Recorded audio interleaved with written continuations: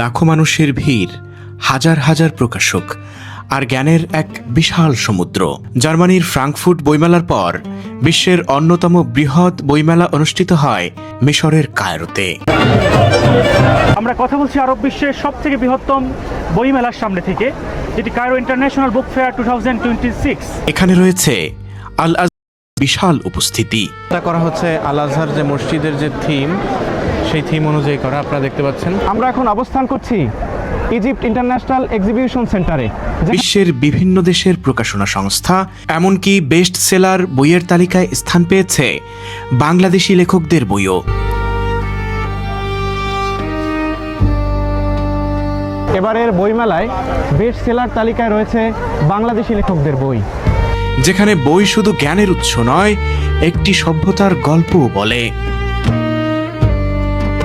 কিতাবের ঘ্রাণে যেন আমাদেরকে নিয়ে যাচ্ছে সেই 1000 বছরের প্রাচীন সেই সভ্যতার কাছে। আজ আমরা ঘুরে দেখব কায়রো ইন্টারন্যাশনাল বুক ফেয়ার বা কায়রো আন্তর্জাতিক বইমেলার সেই বিস্ময়কর জগৎ। পিছনে যে স্টলটি রয়েছে এটি হচ্ছে সারা বিশ্বের মুসলমানদের ইসলামিক স্কলার, যারা সেই স্কলারদের সংগঠন মজলিস হুকামাইল মুসলিমিন বা মুসলিম কাউন্সিল অফ এল্ডার্স। ইতিহাস ও সভ্যতার প্রাণকেন্দ্র মিশরের রাজধানী কায়রো থেকে আপনাদের স্বাগতম। আজকে আমরা যাচ্ছি মিশরের আধুনিক রাজধানী নিউ কায়রোতে অবস্থিত ইজিপ্ট ইন্টারন্যাশনাল এক্সিবিশন সেন্টারে, যেখানে অনুষ্ঠিত হচ্ছে বিশ্বের অন্যতম বৃহৎ ও প্রাচীন বইমেলার একটি কায়রো আন্তর্জাতিক বইমেলা। কায়রোর ব্যস্ত নগরীকে পিছনে ফেলে আমরা ধীরে ধীরে এগিয়ে যাচ্ছি নিউ কায়রোর দিকে।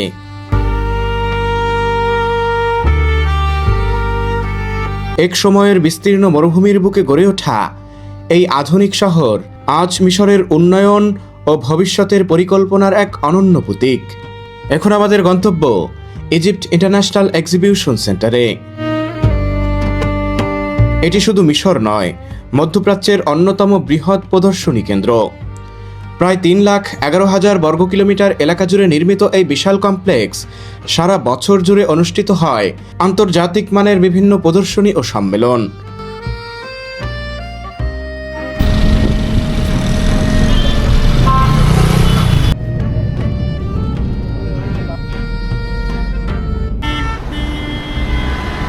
অবশেষে আমরা পৌঁছে গেছি মূল প্রবেশদ্বারের সামনে। এখন টিকিট সংগ্রহ করে আমরা প্রবেশ করব জ্ঞানের এক বিশাল জগতে। আমরা এখন যাচ্ছি টিকিট কাউন্টারের দিকে। দেখতে পাচ্ছেন যে ভালোই ভিড় রয়েছে, প্রতিনিয়তই কিন্তু ভালোই ভিড় থাকে। তো চলুন আমরা সিরিয়াল দিয়ে প্রথমে টিকিট কেটে নিই, এরপরে প্রবেশ করবো এর অভ্যন্তরে। যে শুধু মিশরীয়রাই আসছে বিষয়টা এমন না, মিশরীয়দের সাথে সাথে বিশ্বের বিভিন্ন প্রান্ত থেকে যারা বিশেষ করে বই পাগল মানুষ বা বইয়ের প্রতি যাদের আলাদা একটা টান রয়েছে, ভালোবাসা রয়েছে, তারা কিন্তু বছরের সব সময়টাতেই মুখিয়ে থাকে বা অপেক্ষারত থাকে যে কখন এই দিনটি আসবে। এবং এটি কিন্তু খুব স্বল্প সময় এখানে অনুষ্ঠিত হয়। এবারের সম্ভবত 21 তারিখ থেকে ফেব্রুয়ারির 3 তারিখ পর্যন্ত অনুষ্ঠিত হবে। এটা হচ্ছে টিকিট কাউন্টার, আমরা প্রথমে টিকিট কাটবো। বন্ধুরা, আমরা কিন্তু টিকিট কেটে ফেলেছি। এই হচ্ছে টিকিট। আগের চেয়ে কিছুটা নর্মাল করেছে। এর আগের বছর কিংবা এর আগের বছর 2 বছরের টিকিটে কিন্তু এক্সিবিশন সেন্টারের ছবি এবং বইমেলার আইকনিক বিভিন্ন জিনিসপত্র ব্যবহার হইতো, কিন্তু এবছর দেখতেছি নর্মাল একটু।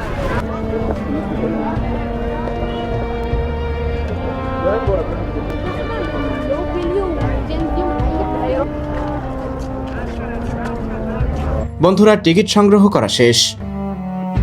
এবার চলুন প্রবেশ করা যাক এই বইমেলার ভেতরে, যেখানে প্রতি বছর লাখো নয় মিলিয়ন মিলিয়ন মানুষ জ্ঞান, সংস্কৃতি ও বইয়ের টানে সমবেত হন। সাম্প্রতিক আয়োজনে দর্শনার্থীদের সংখ্যা 50 লক্ষেরও বেশি। বন্ধুরা, আমরা এখন রয়েছি গেট 2 এর সামনে। তো গেট 2 দিয়ে আমরা প্রবেশ করব এর অভ্যন্তরে। দেখতে পাচ্ছেন এখানে কিন্তু সুশৃঙ্খলভাবে টিকিট কাটার জন্য অনেকগুলো বুথ রয়েছে, অনেকগুলো গেট রয়েছে ঢোকার জন্য, বের হওয়ার জন্য। এবং এখানে দুইটা পার্ট রয়েছে, এখান থেকে এই পাশ থেকে ঢুকে এবং এই পাশ থেকে দেখতে পাচ্ছেন যে মেলা শেষে এরকম অনেকে কেনাকাটা করে বই হাতে নিয়ে, দেখুন এই যে বই হাতে বের হয়ে যাচ্ছে। অনেকে লাকেজ নিয়ে এসেছে, লাকেজে করে বই নিয়ে যাচ্ছে। দেখুন অনেক ভিনদেশি মানুষজনও কিন্তু এখান থেকে বই কিনে নিয়ে যাচ্ছে বা ঘুরতে আসছে। তো আমরাও এর অভ্যন্তরে প্রবেশ করি, চলুন। অবশেষে আমরা একদম মেলার ভেতরে প্রবেশ করেছি।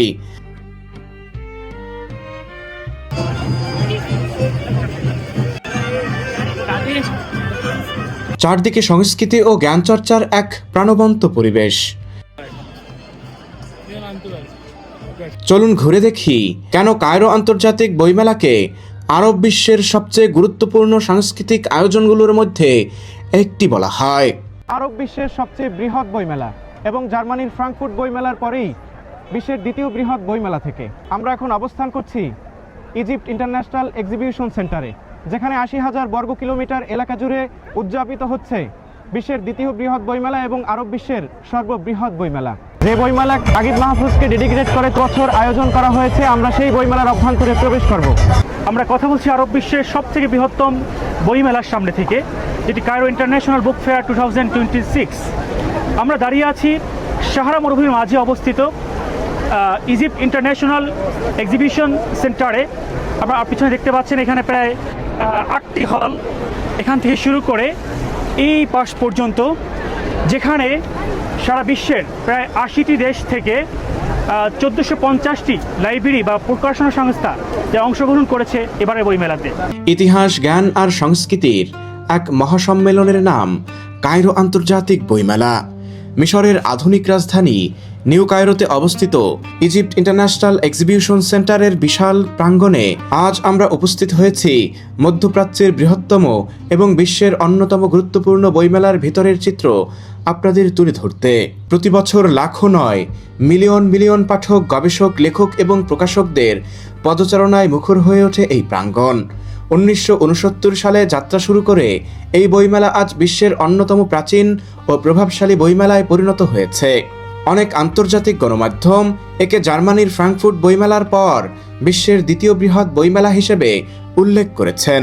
এ বছরের আসরটি উৎসর্গ করা হয়েছে আরব সাহিত্যের কিংবদন্তি ও নোবেল বিজয়ী সাহিত্যিক নাগিব মাহফুজের স্মৃতির প্রতি। হচ্ছে ব্লক সি, হচ্ছে ব্লক বি এবং ব্লক এ। তো আমরা এখন যাব মূলত আজহারের যে স্টলগুলো সেখানে। নাগিব মাহফুজের স্মৃতির প্রতি বইমেলার মূল প্রতিপাদ্য হিসেবে গ্রহণ করা হয়েছে তার বিখ্যাত উক্তি, যে ব্যক্তি 1 ঘন্টা বই পড়া বন্ধ করে দেয় সে যেন শতাব্দীর পর শতাব্দী জ্ঞান থেকে পিছিয়ে পড়ে।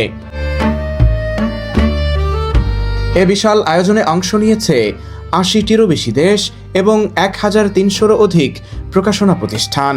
হাজার হাজার প্রকাশক, লেখক এবং সাংস্কৃতিক সংগঠনের উপস্থিতিতে পুরো মেলা প্রাঙ্গণ যেন জ্ঞানের এক বিশ্বনগরীতে পরিণত হয়েছে।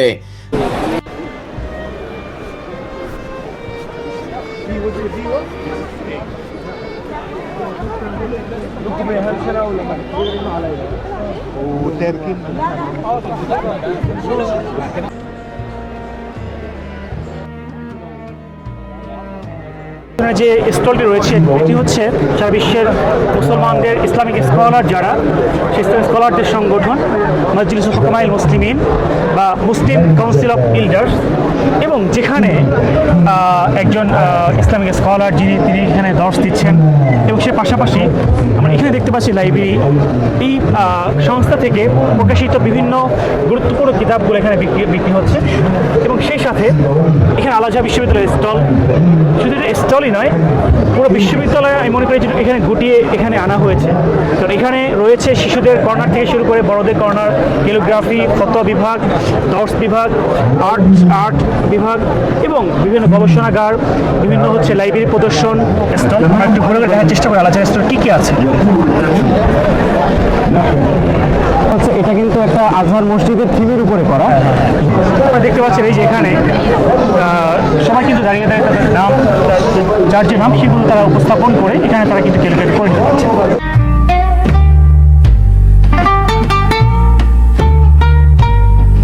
আমরা এখন যেখানে রয়েছে এটা একটা ছোটদের শিশুদের গ্যালারি, যেখানে শিশুরা কিন্তু বিভিন্ন আর্ট, ডিজাইন, বিভিন্ন ক্যালিগ্রাফি, বিভিন্ন ওয়ালমেট এবং বিভিন্ন আপনার কারুকার্য শিল্প তারা এখানে চর্চা করছে, তারা শিক্ষাকেন্দ্রিক যে কাজগুলো করে থাকেন তাদেরই সৃষ্টি। এখানে এই যে গ্যালারিতে শুধু শিশুদের বইগুলো রয়েছে। আপনারা দেখতে পাচ্ছেন স্ক্রিনে দেখা যাচ্ছে আল আজহার বিশ্ববিদ্যালয়ের একজন উজ্জ্বল নক্ষত্র এবং যিনি হচ্ছেন দারুল ইসলাম আসরিয়ার একজন সাবেক মুফতি ছিলেন আলী জুমা হাফিজাহুল্লাহ, যিনি একজন ইসলামিক স্কলার। তিনি কিন্তু এখানে সরাসরি লাইভ ওখানে দর্শ দিচ্ছেন, সেটা কিন্তু এখানে প্রদর্শনী করা হচ্ছে। দাঁড়িয়ে আছি সেই দারুল ইসলাম আসরিয়ার প্রকাশনা বিভাগের সামনে। দেখতে পাচ্ছেন এখানে অসংখ্য প্রকাশনা এবং তাদের যে গ্রন্থগুলো রয়েছে। আমরা যদি দেখার চেষ্টা করি, এখানে দেখতে পাচ্ছেন ইসলামের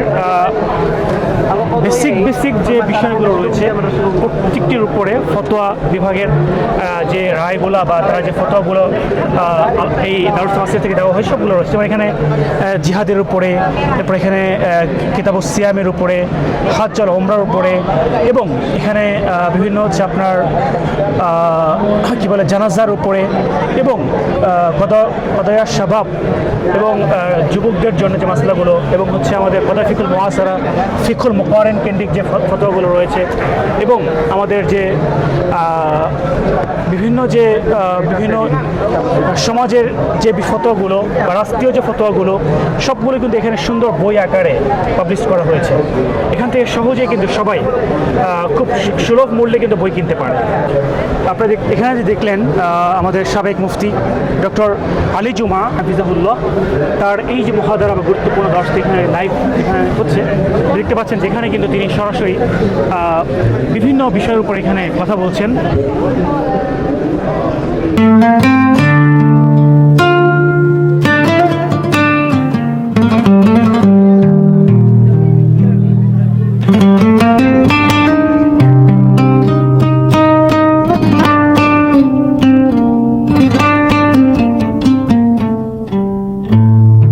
মেলার প্রধান 4টি হল বা প্রদর্শনী কেন্দ্র হিসেবে বিভক্ত করা হয়েছে। 1 নম্বর হলে রয়েছে আরবি সাহিত্য, উপন্যাস, ইতিহাস, দর্শন, সমসাময়িক চিন্তাধারার বিভিন্ন প্রকাশনা সংস্থার স্টল। এখানে নতুন বইয়ের পাশাপাশি পাওয়া যাচ্ছে বহু দুর্লভ ও গবেষণামূলক গ্রন্থ। হল নম্বর 2 মূলত ইসলামী সাহিত্য, কুরআন, হাদিস, ফিক, আকিদা, ইসলামী ইতিহাস এবং আরব বিশ্বের বিভিন্ন ধর্মীয় প্রকাশনা প্রতিষ্ঠানের বইয়ে সমৃদ্ধ। আল আজহার বিশ্ববিদ্যালয়ের স্টলও দর্শনার্থীদের অন্যতম প্রধান আকর্ষণ। হল নম্বর 3 রয়েছে শিশু কিশোর সাহিত্য, চিন্তামূলক বই, চিত্রগ্রন্থ, বিজ্ঞানভিত্তিক প্রকাশনা, আধুনিক সাহিত্য এবং পরিবার কেন্দ্রিক বিভিন্ন বইয়ের সমাহার। শিশুদের জন্য রয়েছে বিশেষ সাংস্কৃতিক কার্যক্রম ও শিক্ষামূলক কর্মশালা। এছাড়া পুরো মেলা জুড়ে ছড়িয়ে রয়েছে আন্তর্জাতিক প্রকাশনা প্রতিষ্ঠান, বিশ্ববিদ্যালয় ভিত্তিক গবেষণা প্রকাশনা, ভাষা শিক্ষা, প্রযুক্তি, বিজ্ঞান, শিল্প ও সংস্কৃতি এবং অনুবাদ সাহিত্যের অসংখ্য স্টল। বন্ধুরা, আমরা এখন রয়েছি একটা স্টলের আশেপাশে অসংখ্য কিতাব রয়েছে। কিতাবের ঘ্রাণে যেন আমাদেরকে নিয়ে যাচ্ছে সেই 1000 বছরের প্রাচীন সেই সভ্যতার কাছে। মূলত মিশরকে বলা হয়ে থাকে যে সৌদি আরবে বা পবিত্র ভূমিতে কোরআন নাজিল হয়েছে এবং এটা সম্প্রসারণ হয়েছে এই ভূমিতে, অর্থাৎ মিশরে। মিশর অসংখ্য অলিয়া উলিয়াদের পূর্ণভূমি, যাকে বলা হয় আরদুল উলামা, আরদুল সাহাবা, আরদুল আম্বিয়া, আরদুল আউলিয়া। বন্ধুরা, সেই পূর্ণভূমিতে আয়োজিত হচ্ছে প্রায় 57টি আসর পরিচালিত হয়েছে, যেটা মধ্যপ্রাচ্যের বা আরব বিশ্বের সবচেয়ে বৃহৎ বইমেলা এবং ফ্রাঙ্কফুর্ট বইমেলার পরেই যে বইমেলার অবস্থান। জানি না আমরা আপনাদেরকে কতটুকু দেখাতে পারছি এই বইমেলা কিংবা কিতাব বা এখানকার মানুষের যে বইয়ের প্রতি যে ভালোবাসার যে টান, সেটা কিন্তু আপনাদেরকে দেখানোর চেষ্টা করছি। আশা করি এর মাধ্যমে বই পড়ার প্রতি, জ্ঞান অর্জন করার প্রতি কিংবা সেই 1400 বছরের নববী ইলমের প্রতি আপনাদের একটা ঝোঁক তৈরি হবে। আপনারা আগ্রহ নিয়ে খুঁজবেন কেমন ছিল আমার নবীর জীবনী, কেমন ছিল সাহাবাদের কর্মপদ্ধতি কিংবা সংগ্রাম মুখর জীবন, কেমন ছিল পরবর্তী যুগে আমাদের আসলাফদের কর্মপদ্ধতি। তো চলুন, আপনাদেরকে কি বলে যে আর আমার অভিব্যক্তি প্রকাশ করব আমি জানি না। তবে আমি এখন অবস্থান করছি কুয়েতের একটা স্টলে। এখানেও তাদের ইতিহাস ঐতিহ্য নিয়ে অনেক লেখা রয়েছে, অনেক প্রদর্শনী রয়েছে। তো সব কিছুই আপনাদের ঘুরে ঘুরে দেখাচ্ছি। এবছর অতিথি দেশ হিসেবে অংশগ্রহণ করেছে ওমান সালতানাত। তাদের ইতিহাস, সংস্কৃতি, ঐতিহ্যকে কেন্দ্র করে বিশেষ প্যাভিলিয়ন ও সাংস্কৃতিক আয়োজন রাখা হয়েছে দর্শনার্থীদের জন্য। শুধু বই কেনা বেচা নয়, লেখক আড্ডা, সেমিনার, সাংস্কৃতিক আলোচনা, বই উন্মোচনের অনুষ্ঠান এবং আন্তর্জাতিক বুদ্ধি বিনিময়ের এক প্রাণকেন্দ্রে পরিণত হয়েছে এই বইমেলা। এবারের বইমেলায় বেস্ট সেলার তালিকায় রয়েছে বাংলাদেশি লেখকদের বই। তো ভাই, সে সম্পর্কে একটু কিছু বলেন। হ্যাঁ, এটা তো সবচেয়ে বড় একটা গর্বের বিষয় যে এই নীলনদ কেরামের সাহারা মরুভূমির দেশে এখানে একজন বাংলাদেশি লেখক তার একটা প্রকাশনী, তাও আরব বিশ্বের কোনো একটা বিখ্যাত লাইব্রেরি প্রকাশ করেছে এবং সেটা আরবি ভাষায়। এটা আমাদের জন্য সত্যি অনেক গর্বের বিষয়। এবং আপনারা জেনে খুশি হবেন যে আল আজহার বিশ্ববিদ্যালয় সহ সমস্ত আমাদের যে বিশ্ববিদ্যালয় রয়েছে সেখানে কিন্তু প্রতি বছর থিসিসে কিন্তু শত শত থিসিস পেপার আমরা কিন্তু লিখে থাকি। এবং তারই মাঝে কিন্তু বাংলাদেশি অনেক স্টুডেন্ট যারা এখান থেকে এমফিল করেছেন বা ডক্টরেট করেছেন, তাদের থিসিসগুলো কিন্তু প্রকাশিত হয় এবং সেই প্রকাশনাগুলো কিন্তু এই বইমেলাতে উপস্থাপন হয়ে থাকে। সেই ধারাবাহিকতায় কিন্তু বাংলাদেশি লেখক আমরা জানি যে আব্দুল মালিক সাহেব, আমাদের যিনি বাইতুল মোকাররমের খতিব সাহেব, ওনার একটা বই আমি দেখেছিলাম, ওইটা প্রকাশিত হয়েছে। এবং বাংলাদেশি আরেকজন লেখক দারুন সিদ্দিকী কামিল মাদ্রাসার একজন লেখক, ওনার একটা ছোট একটা বই আমি দেখেছিলাম, যেটা আশারি, ইমাম আশারির উপরে।